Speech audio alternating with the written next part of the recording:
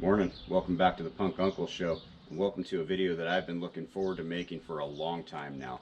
I finished the build, the custom build, on my 2021 Evo Following, and it's finally time to go through this thing and give you guys a bike check so that you can see every part and component that I put on this bike. So hit that subscribe button, strap in, we're going to get into it right now. Start with the frame, which is the most obvious piece of this build. This is a 2021 Evo Following. It's a 120 millimeter rear travel bike. Comes with an inline RockShox Deluxe Ultimate, and then you pick the fork model and travel that you want based on the type of riding and kind of how you want to dial this bike in. We'll start from the ground up as far as the components, and I'll go into a little bit of detail as to why I chose what I did. In a later video, which will be coming out soon, I'll do an actual full review of this bike and I'll get it into more detail there as far as what I think of the components. Was I happy with the choices I made, and are there any changes that I plan to make in the future based on the experience that I've gotten riding this bike to this point. But let's start with the components, the actual build on this. We'll start with tires. I went with E13 TRS, which is their Trail Series tire, and I went with the TRS R. So this is the race tire. The reason I did that is it's actually a little bit heavier than the regular Trail, but it has an Aramid sidewall protection layer. Even though this is my winter bike, this is the bike that I built up for faster, more cross-country trails, more climbing, longer days, that type of stuff. I still ride a lot of rocks. I'm out in California, and out here in the foothills and the mountains where we ride, we've got a ton of granite, ton of loose rock, and we're just really hard on tires. You could say I was definitely going for what people are calling a downcountry build nowadays, where I want a shorter travel, stiff, fast, great climbing, really efficient bike that can also get rowdy. So I went with a tire that I thought could live up to that as well. Now, as for the wheels, this is where I splurged on this bike. I went with Ibis's Carbon S35 rim. I've been running this rim on my Ripmo AF for the last year and have absolutely loved it. I like the wider internal width. I like what that does to the way it spreads the tread out, the way it stiffens the sidewalls up and lets me run even a little bit lower pressure without ever dinging my rims. These rims have been super stiff, super durable, and they've stayed really true on my Ripmo. So this was a spot where at first I thought I was going to go with aluminum rims and save a little money, but the more this became kind of a dream build for me, the more I was like, I can't leave that performance on the table, I've got to do it. So I went with the Ibis S35s, and then I got Project 321's G2 hubs front and rear. And these are a pink anodized, something that, you know, I thought I'm going to throw just a tiny bit of bling and a little bit of personality into this bike.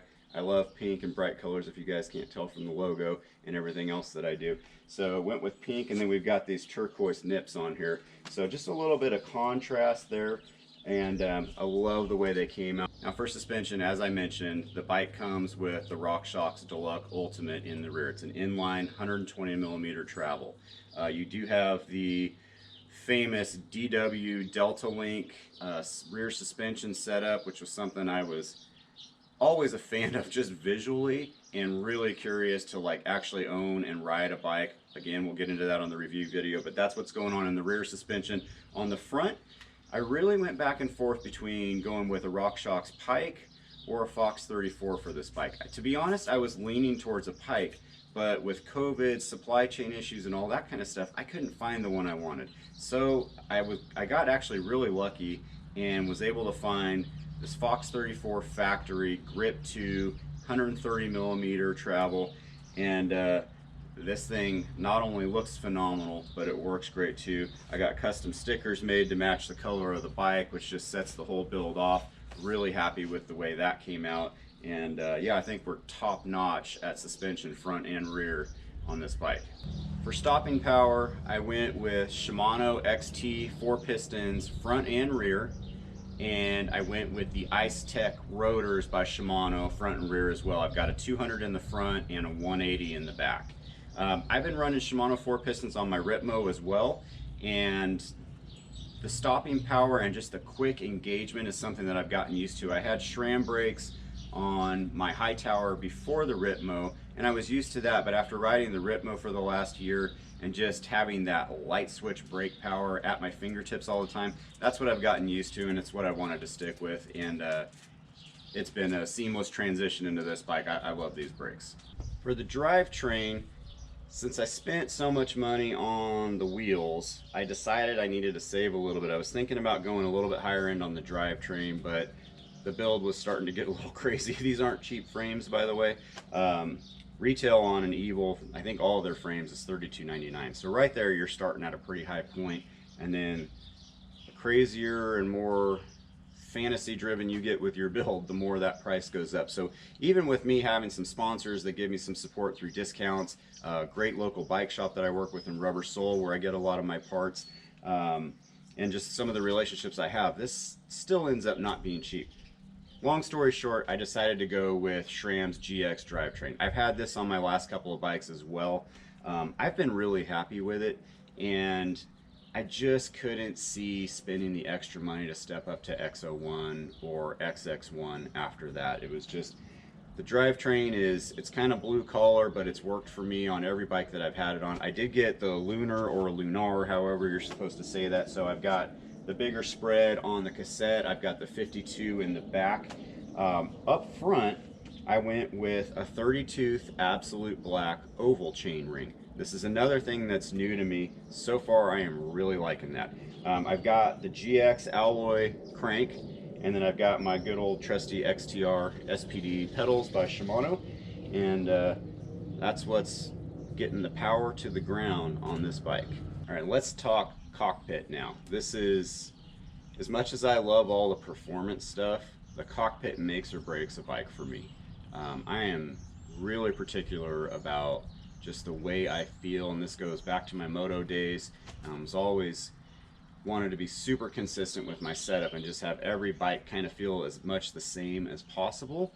And now that I've got two mountain bikes that I go back and forth on, I'm really looking to try to achieve that sort of seamless feel when I go back and forth from bike to bike, depending on the type of riding I do. So we'll start with the dropper post. I've got P&W Components Rainier dropper post. I've got it in 170 millimeter. I love these posts. The action on it is incredibly, I mean, just buttery smooth. But the awesome thing about it too is it's got 30 millimeters of travel adjust. So if I were to sell this bike and move this to another one and say 170 was a little too long for that bike to get, you know, the height that I need, or it was over height, then I could reduce that by 10, 20, 30 millimeters and fine tune that. It makes it really versatile, and it's just something where it takes some of the guesswork out too when you're building a bike. I agonized over the measurements, making sure that I didn't go too big because I wanted as much drop as I could get, but I didn't want a post that I literally couldn't ride if I got one that was too long. So having that adjustability in the P&W post took a lot of that nervousness out of that process for me. I've been super happy with it. Saddle wise, I've got a D80 Speed Trap. It's a saddle I've been wanting to try for a long time. Finally got one, put it on this rig. And then the front part of the cockpit, I've got E13. I've got their higher end stem. This is the machined, and it's in a 50 millimeter. I've got 35 millimeter bar diameter with E13's race carbon handlebars. These have I think it's a 20 millimeter rise. Really would like to get 35, wasn't available again due to COVID, so I'm running my stack higher than I would like to, but I've got these bars at a nice comfortable height. I've got them cut to 770 millimeters width. Then the rest of the cockpit up here, I've got P&W's Loam dropper lever. Best dropper lever I've ever touched in my life, hands down. And then I've got P&W's Loam grips in this nice cement gray, which matches the pad on the lever, and I think looks good overall with the color of the bikes. I went with just a basic Specialized side loader water bottle cage, and with this frame I can get the mid-size, I think it's 20-ounce bottle in there, which is really nice. And then I am running the bike currently in the extra low setting. Evils come with a flip chip type of a thing that can change your geometry slightly, similar to Santa Cruz and some other bikes out there these days. So there's like a 0.7 degree head angle difference between the low and extra low. I started with it in low, moved it to extra low, wanted to try both settings out, so that's where it's at now, but I've been going back and forth on that. One other small detail that ends up being a big deal in certain trail conditions is a front fender, and I've got the Synchros fender here that bolts right onto the Fox fork. This thing has been solid and perfect for me so far. I think that pretty much covers it. If you guys have any questions about the build, the components that I use, why I chose what I did, feel free to hit me up in the comments. But other than that, I think we're done with this one. I'm about out of coffee. I'm going to go grab some more and get ready to head out here on a ride. Hit that subscribe button on your way out. I'd really appreciate it. That helps me out a ton. Catch me on the next one. I'll have a review on this bike coming soon. See you out there.